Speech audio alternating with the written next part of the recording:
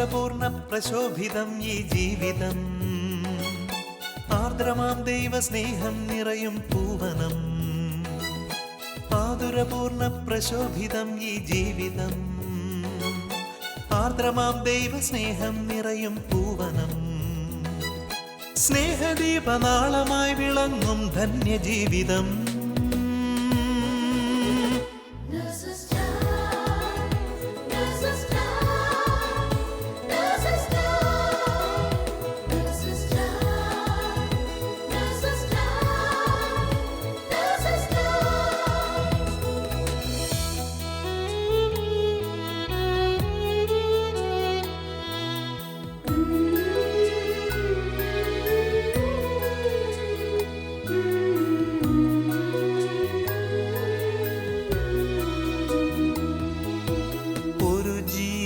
ഭൂവിൽ പിറക്കുമ്പോൾ ഇരു കൈയും നീട്ടി വാങ്ങുന്നീ മാലാഖമാർ.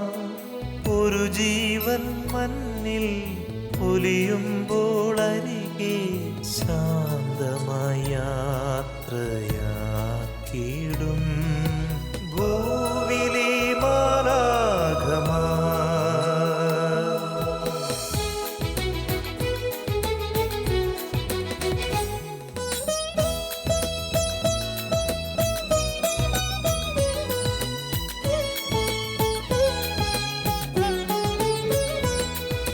സ്വന്ത വേദനയതെല്ലാം മറന്ന് സോദരർക്കായി നീക്കി വച്ചിടും ജീവിതം.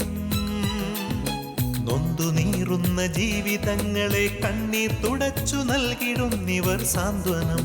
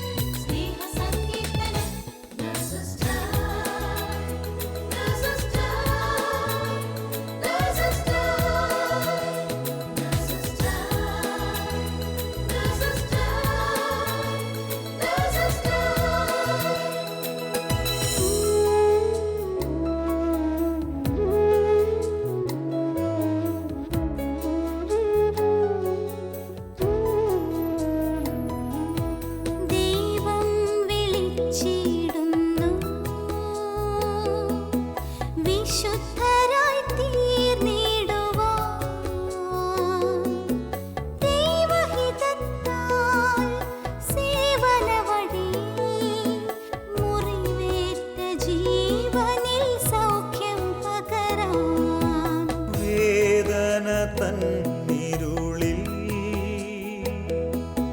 കാരുണ്യത്താരങ്ങളായി ലോകം മുഴുവൻ ദീപ്തി പരത്താൻ പോകാം, യേശുവിൻ സാക്ഷ്യം നൽകാം.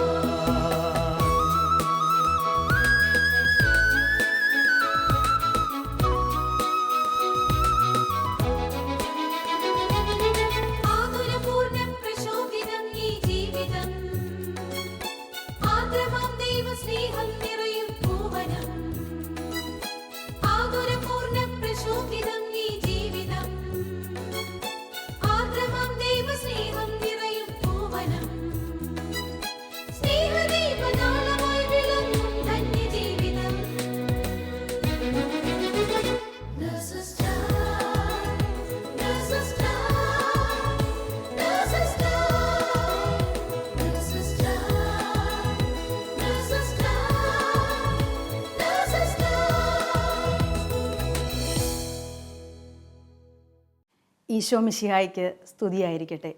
നാം വിളിച്ചപേക്ഷിക്കുമ്പോഴെല്ലാം നമ്മുടെ പ്രാർത്ഥന ശ്രവിച്ച് നമ്മോട് കാരുണ്യം കാണിക്കുന്ന കർത്താവിനെ മഹത്വപ്പെടുത്തുന്ന ഇന്നത്തെ നേഴ്സസ് ടൈമിലേക്ക് എല്ലാവരെയും സ്നേഹത്തോടെ സ്വാഗതം ചെയ്യുന്നു.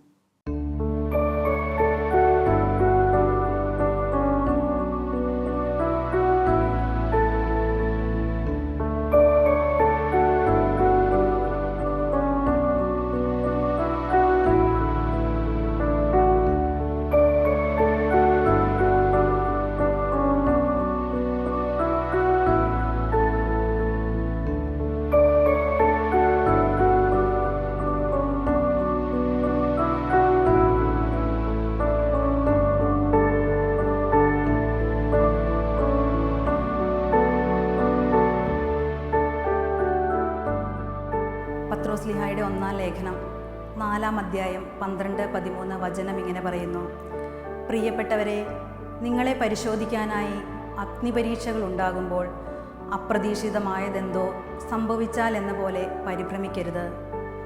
ക്രിസ്തുവിൻ്റെ പീഡകളിൽ നിങ്ങൾ പങ്കുകാരാകുന്നതിൽ ആഹ്ലാദിക്കുവിൻ.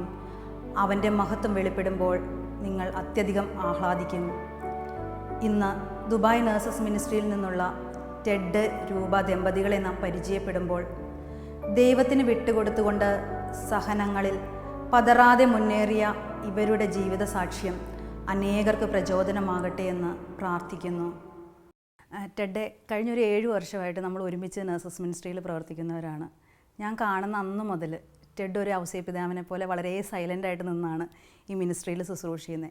എങ്ങനെയാണ് ഇങ്ങനെ ഒരു ദൈവാനുഭവത്തിലേക്ക് കടന്നു വന്നത്? ചെറുപ്പം മുതൽ തന്നെ ചാച്ചനും അമ്മയും ഞങ്ങളെ ഭക്തകാര്യങ്ങളിലും കുടുംബ പ്രാർത്ഥനയിലും പള്ളിയിൽ പോകുന്ന കാര്യങ്ങളിലും എല്ലാം ഒത്തിരി പ്രാധാന്യം കൊടുത്തുകൊണ്ട് തന്നെയാണ് ഞങ്ങളെ വളർത്തിക്കൊണ്ടുവന്നത്.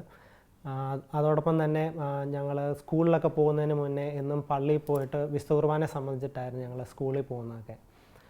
പിന്നെ അൾത്താര ബാലസംഘത്തിലൊക്കെ ഞങ്ങളുണ്ടായിരുന്നു. പിന്നെ വളർന്നു വന്നപ്പോഴത്തേക്ക് ജീസസ് യൂത്ത് അതുപോലുള്ള ഭക്തസംഘടനകളിലൊക്കെ ചേർന്ന് പ്രവർത്തിച്ചിട്ടുണ്ട്.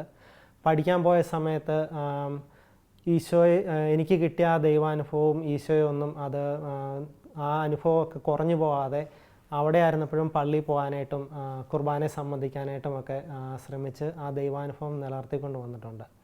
പിന്നെ ദുബായിൽ വന്നപ്പോഴത്തേക്ക് ദുബായ് പള്ളിയിൽ വരാനും പള്ളി കുർബാന സംബന്ധിക്കുകയും ഒക്കെ ചെയ്തു. പിന്നെ നേഴ്സസ് മിനിസ്ട്രിയോട് ചേർന്ന് നിന്നുകൊണ്ട് സ്നേഹിക്കറിയാവുന്ന പോലെ തന്നെ പ്രാർത്ഥനാനുഭവത്തിൽ വളരുവാനായിട്ടും മിനിസ്ട്രിയോട് ചേർന്ന് പ്രവർത്തിക്കാനായിട്ടും ഒക്കെ ഈശോ ഒത്തിരി അവസരം നൽകി. അതിലൂടെ പേഴ്സണൽ പ്രെയറിലും പ്രാർത്ഥനാനുഭവത്തിലും ഒക്കെ ഒത്തിരി വളരാനായിട്ട് സാധിച്ചു. ടെഡ് പ്രാർത്ഥിച്ചൊരുങ്ങി കിട്ടിയ ഒരു ജീവിത പങ്കാളിയാണ് രൂപ. രൂപയുടെ പ്രാർത്ഥനാ ജീവിതം എങ്ങനെയാണ്? ചെറുപ്പം മുതലേ ഞാനും ഈശോയെ അറിഞ്ഞ് തന്നെയാണ് വളർന്നത്. മിഷൻ ലീഗിലൊക്കെ ആക്റ്റീവ് മെമ്പറായിരുന്നു. അതുപോലെ തന്നെ പള്ളിയിലെ കൊയറിലും എല്ലാം സജീവമായി പ്രവർത്തിച്ചിട്ടുണ്ട്. വളർന്നതിന് ശേഷം യുവദീപ്തിയിലും എല്ലാം പങ്കെടുക്കാനായിട്ട്, അതിൻ്റെ എല്ലാ ആക്ടിവിറ്റീസിലും പങ്കെടുക്കാനായിട്ട് ഈശോ എന്നെ അത് അനുവദിച്ചിട്ടുണ്ട്. വിവാഹത്തിന് ഒരുക്കം എന്ന് പറയുമ്പം ടെഡ് പറഞ്ഞതുപോലെ തന്നെ ഞാനും ഒരു ദൈവഭയവും ദൈവവിശ്വാസമുള്ളൊരു പങ്കാളിയെ ലഭിക്കണമെന്ന് അതിയായി ആഗ്രഹിച്ചിട്ടുണ്ടായിരുന്നു. അതിനുവേണ്ടി അത്യധികം പ്രാർത്ഥിച്ചിട്ടുമുണ്ട്. അത് ഈശോ എൻ്റെ പ്രാർത്ഥന കേട്ടു. അങ്ങനെ ഒരു പങ്കാളിയെ തന്നെയാണ് എനിക്ക് ഈശോ നൽകിയത്. വിവാഹശേഷമാണ് കൂടുതലായിട്ട് എനിക്ക് ഈശോയെ അറിയാനും പ്രാർത്ഥനാ ജീവിതത്തിൽ കൂടുതൽ ആഴപ്പെട്ടിരിക്കുവാനും എനിക്ക് സാധിച്ചത്.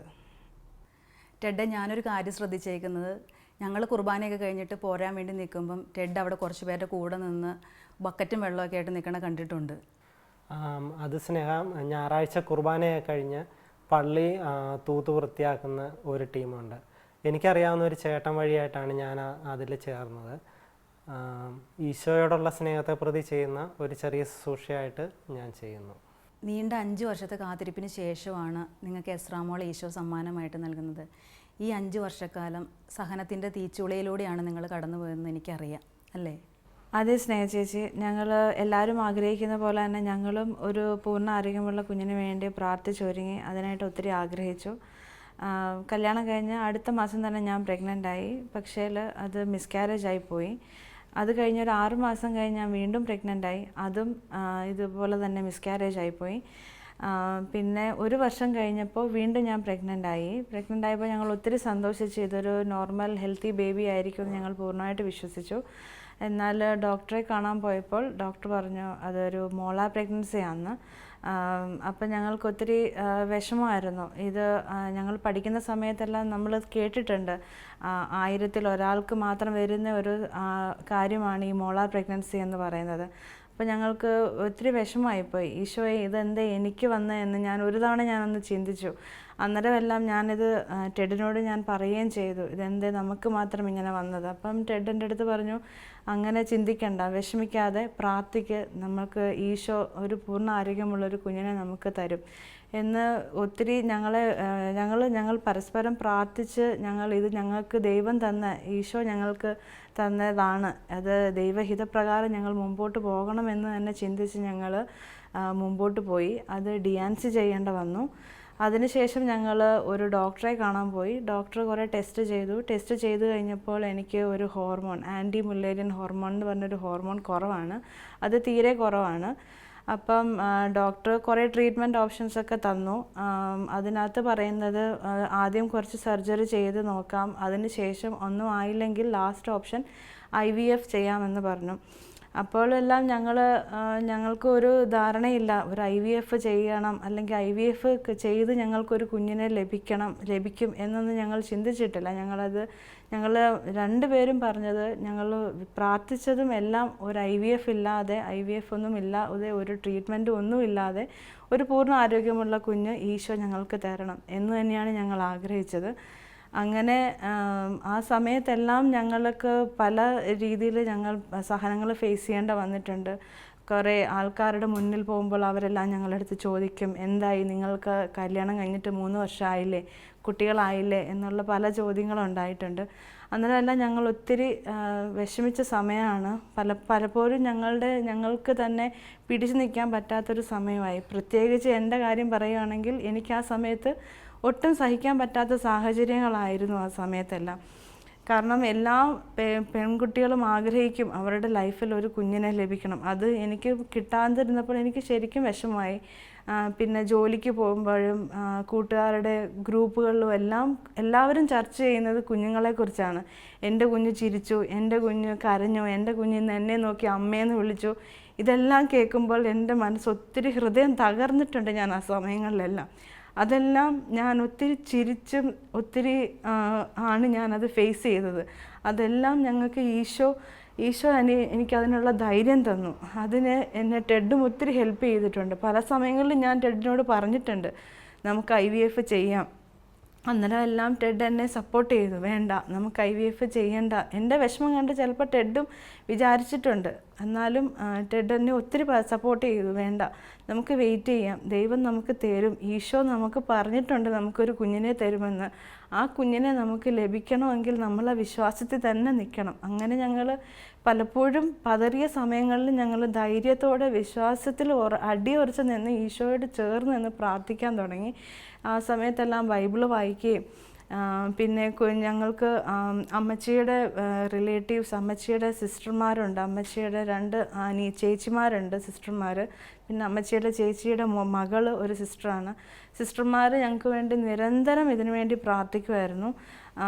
അത് സിസ്റ്റർ ഞങ്ങൾക്കൊരു ബുക്ക് തന്നു. അതിൽ ഞങ്ങൾക്ക് കുഞ്ഞുങ്ങളെ ലഭിക്കാൻ ദമ്പതികളുടെ ഒരു പ്രാർത്ഥനയുണ്ട്. ആ പ്രാർത്ഥന ഞങ്ങൾ ദിവസവും ചൊല്ലുമായിരുന്നു. അതുപോലെ തന്നെ ടെഡിൻ്റെ കൂടെ വർക്ക് ചെയ്യുന്ന ഒരു ചേച്ചി, നിഷ എന്ന് പറയുന്ന ചേച്ചി, ആ ചേച്ചി എനിക്കൊരു ബുക്ക് തന്നു, വചനൌഷധം എന്ന് പറഞ്ഞൊരു ബുക്ക്. ആ ബുക്കിനകത്ത് നിറയെ കുഞ്ഞുങ്ങളെ ലഭിക്കാനായിട്ടുള്ള കുറേ വചനങ്ങളുണ്ട്. ആ വചനങ്ങൾ ഞങ്ങൾ രണ്ടും എല്ലാ ദിവസവും മുടങ്ങാതെ ഇരുന്ന് പ്രാർത്ഥിക്കുമായിരുന്നു. ഇതെല്ലാം വെച്ച് ഞങ്ങൾ പ്രാർത്ഥിച്ച് ഇതെല്ലാം ഞങ്ങൾക്കൊരു വിശ്വാസമായിരുന്നു. ഞങ്ങളുടെ ഈശോ ഞങ്ങൾക്കൊരു പൂർണ്ണ ആരോഗ്യമുള്ളൊരു കുഞ്ഞിനെ ലഭിക്കും, ഞങ്ങൾക്ക് തരും എന്നുള്ളൊരു വിശ്വാസത്തിലാണ് ഞങ്ങൾ മുമ്പോട്ട് പൊയ്ക്കൊണ്ടിരുന്നത്. അങ്ങനെ ഇരിക്കുമ്പോൾ ഒരു ആശ്വാസത്തിന് വേണ്ടി ഞങ്ങൾ വേറൊരു ഡോക്ടറെ ഇവിടെ തന്നെ ദുബായിൽ തന്നെ കൺസൾട്ട് ചെയ്യാൻ പോയി. അന്നേരം ആ ഡോക്ടർ ഞങ്ങളുടെ റിപ്പോർട്ടും കാര്യങ്ങളും എല്ലാം കണ്ടു കഴിഞ്ഞപ്പോൾ ഡോക്ടർ എൻ്റെ മുഖത്ത് നോക്കി പറഞ്ഞത്, നിൻ്റെ പ്രഗ്നൻസി ഫ്യൂച്ചർ ഇതോടെ തീരുകയാണ്, നിനക്ക് ഇനി ഒരു നോർമൽ ഒരു കുഞ്ഞുണ്ടാകില്ല, നിനക്കിനി ഒരു ഡോണറിൻ്റെ സഹായത്തോടു കൂടി മാത്രമേ അല്ലെങ്കിൽ ഒരു കുഞ്ഞുണ്ടാകൂ, നിനക്കിനി ഒരു കുഞ്ഞുണ്ടാകുക എന്ന് പറയുന്നത് സാധ്യമല്ല. ഡോക്ടറിൻ്റെ മെഡിക്കൽ റിലേറ്റഡ് ആണ് പറഞ്ഞത്. പക്ഷേ ഞങ്ങൾക്ക് വിശ്വാസമായിരുന്നു, ഞങ്ങളുടെ ഈശോ ഞങ്ങൾക്ക് ഒരു ദിവസം ഞങ്ങളുടെ കുഞ്ഞിനെ ഞങ്ങൾക്ക് തരും എന്നൊരു വിശ്വാസം ഉണ്ടായിരുന്നു. അന്നേരം ആ ഡോക്ടർ പറഞ്ഞത്, ഇന്ന് നീ ഇവിടുന്ന് പോയി നാട്ടിലോ അല്ലെങ്കിൽ ഇവിടെയോ IVF ട്രീറ്റ്മെൻറ്റ് എടുക്കുക, അല്ലാതെ നിനക്കൊരു കുഞ്ഞുണ്ടാകില്ല, അല്ലെങ്കിൽ നിനക്ക് ഏതെങ്കിലും ഒരു ഡോണറിൻ്റെ സഹായത്തിൽ. അന്ന് ഞാൻ അവിടെ നിന്ന് കരഞ്ഞാണ് ഞാൻ അവിടെ നിന്ന് ഇറങ്ങി ഞാൻ ഹസ്ബൻഡിനോട് ചോദിച്ചു, എനിക്ക് എൻ്റെതായ ഒരു കുഞ്ഞിനെ ലഭിക്കില്ലേ എന്ന് ഞാൻ ഹസ്ബൻഡിനോട് ചോദിച്ചു. അന്നേരം എല്ലാം ഞാൻ പതറിയുമ്പോഴും എൻ്റെ കൈ പിടിച്ച് എന്നെ ഈശോയുടെ അടുത്ത് കൊണ്ടുപോയത്, അന്ന് ഞങ്ങൾ ആ ഡോക്ടറെ കണ്ടിട്ട് ഞങ്ങൾ നേരെ പോയത് പള്ളിയിലാണ്. പള്ളിയിൽ പോയി ഞങ്ങളിരുന്ന് എനിക്ക് കരയേണ്ട അത്രയും ഞാൻ കരഞ്ഞു. ഞാൻ അവിടെ ഇരുന്ന് ഒത്തിരി പ്രാർത്ഥിച്ചു, ഞങ്ങൾ രണ്ടും ഇരുന്ന് പ്രാർത്ഥിച്ചു. പ്രാർത്ഥിച്ചപ്പോൾ ഞങ്ങൾക്ക് അന്നേരം എല്ലാം ഒരു പ്രാർത്ഥിച്ച് കഴിയുമ്പോൾ ഒരു സമാധാനവും സന്തോഷമാണ് മനസ്സിന്. ഈശോ ഞങ്ങളുടെ അടുത്ത് സംസാരിക്കുന്ന പോലെ തോന്നും, നിങ്ങൾക്കൊരു കുഞ്ഞിനെ നൽകും എന്നുള്ളൊരു വിശ്വാസവും ഒരു ധൈര്യവുമായിട്ട് ഞങ്ങൾ തിരിച്ച് വീട്ടിൽ പോയി. പിന്നീട് ഞങ്ങൾ പ്രത്യാശയോടെ പ്രാർത്ഥിച്ച് കാത്തിരുന്ന ദിവസങ്ങളായിരുന്നു. ഈശോയോട് കൂടുതൽ അടുക്കാനായിട്ട് ഞങ്ങൾക്ക് പറ്റി. മാതാവിൻ്റെ കരം പിടിച്ച് കുറേ ജപമാലകൾ ചൊല്ലുവാനും വിശുദ്ധന്മാരുടെ മാധ്യസ്ഥം വഹിച്ച് പ്രാർത്ഥിക്കുവാനും വചനങ്ങൾ ഏറ്റുചൊല്ലി പ്രാർത്ഥിക്കുവാനും ഞങ്ങൾ രണ്ടുപേരും ഒരുപോലെ മുട്ടുമേ നിന്ന് വചനങ്ങൾ ഏറ്റുചൊല്ലി പ്രാർത്ഥിക്കുന്ന ദിവസങ്ങളായിരുന്നു മുമ്പോട്ടുണ്ടായിരുന്നത്. അതിൻ്റെ ഫലമായിട്ട് 1 വർഷം കഴിഞ്ഞ് ഞാൻ വീണ്ടും പ്രഗ്നൻ്റായി. 4ാമത്തെ പ്രഗ്നൻസി ഞങ്ങളായപ്പോൾ ഞങ്ങൾ ഒത്തിരി സന്തോഷിച്ചു. അങ്ങനെ ഡോക്ടറിൻ്റെ അടുത്ത് ചെന്നപ്പോൾ ഡോക്ടറിന് സ്കാൻ ചെയ്തപ്പോൾ ഒരു ചെറിയ സംശയം, ഇതും മോളാർ പ്രഗ്നൻസി തന്നെയാണോ എന്ന്.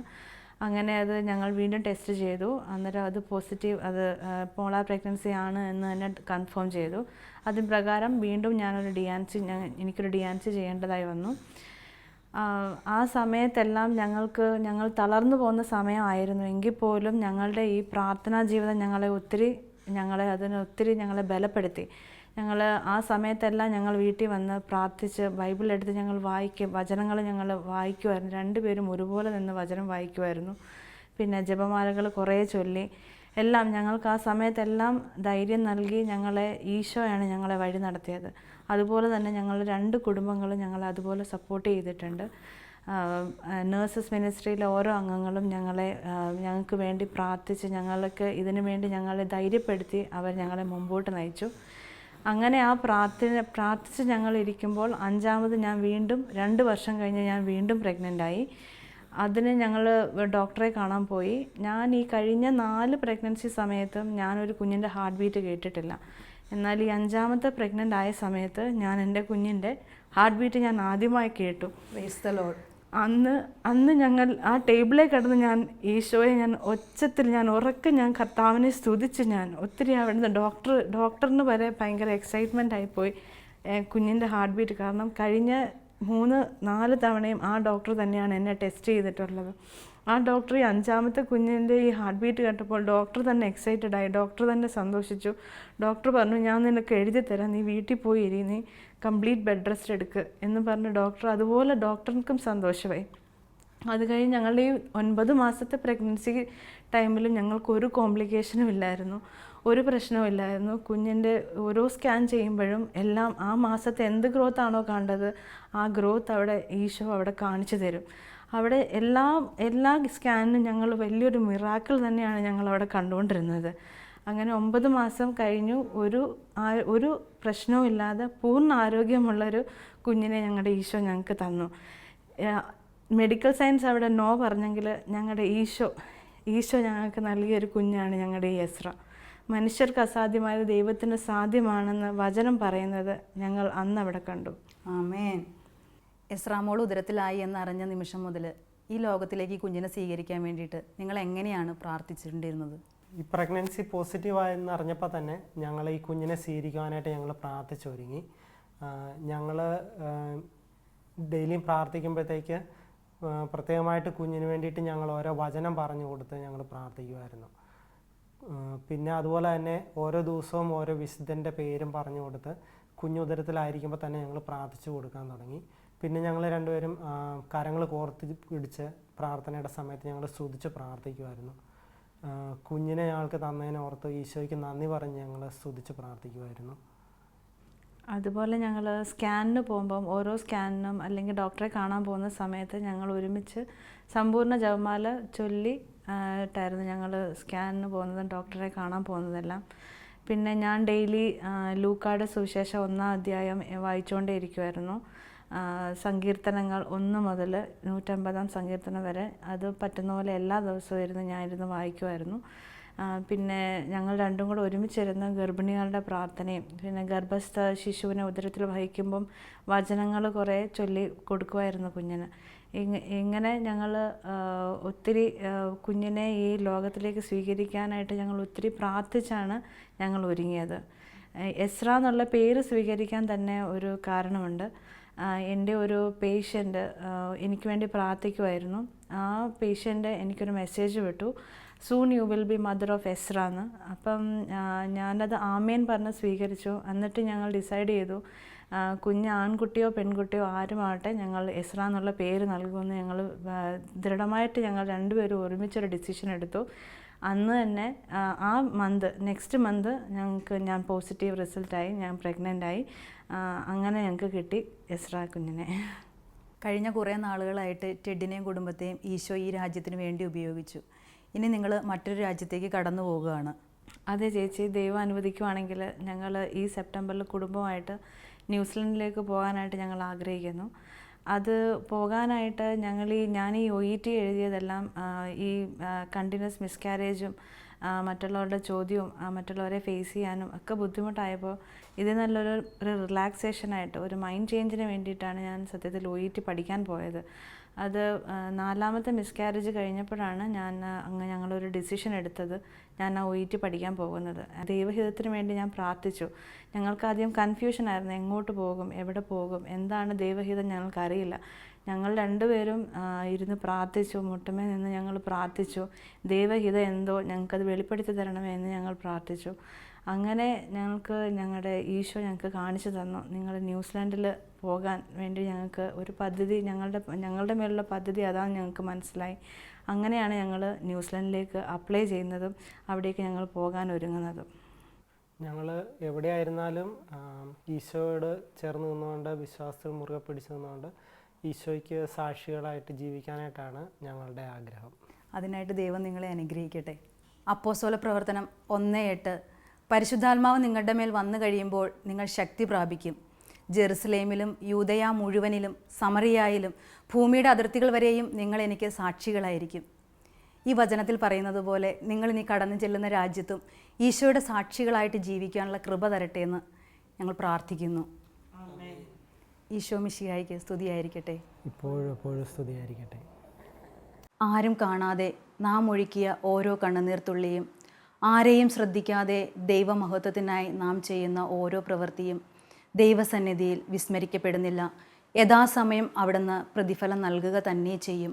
അതുകൊണ്ട് ഈശോ അനുവദിക്കുന്ന ഓരോ സഹനങ്ങളും നമ്മുടെ വിശ്വാസത്തെ കൂടുതൽ ആഴത്തിലേക്ക് നയിക്കുന്നതാകട്ടെ. അവിടുത്തെ സ്നേഹത്താൽ നമ്മൾ ഓരോരുത്തരും പൊതിയപ്പെടട്ടെ. അതിനുള്ള കൃപയ്ക്കായി ലോകം മുഴുവനുമുള്ള എല്ലാ നഴ്സുമാരെയും അവരുടെ കുടുംബങ്ങളെയും പരിശുദ്ധ അമ്മയുടെ വിമല ഹൃദയം വഴിയായി ഈശോയ്ക്ക് സമർപ്പിച്ചുകൊണ്ട് നമുക്ക് പ്രാർത്ഥിക്കാം.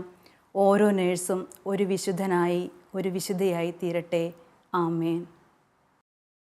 ദൈവമാതാവും ഞങ്ങളുടെ അമ്മയുമായ കന്യകാമറിയമേ, ഫാത്തിമാനാഥേ, എൻ്റെ കുടുംബത്തെയും തിരുസഭയെയും മാനവകുലത്തെയും ലോകമെമ്പാടുമുള്ള നേഴ്സുമാരെയും അങ്ങേ വിമല ഹൃദയത്തിന് പ്രതിഷ്ഠിക്കുന്നു.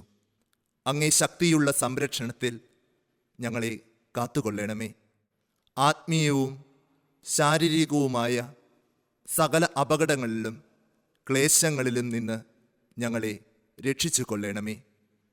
എല്ലാറ്റിലും ദൈവേഷ്ടം കണ്ടെത്തി നിറവേറ്റുവാനും യേശുവിൻ്റെ തിരുഹൃദയത്തിന് പ്രീതികരമായ വിധത്തിൽ ജീവിച്ച് സ്വർഗഭാഗ്യത്തിൽ എത്തിച്ചേരുവാനും കാരുണ്യനാഥേ, ഞങ്ങളുടെ സ്നേഹമുള്ള അമ്മേ, ഞങ്ങളെ സഹായിക്കണമേ. ആമേൻ.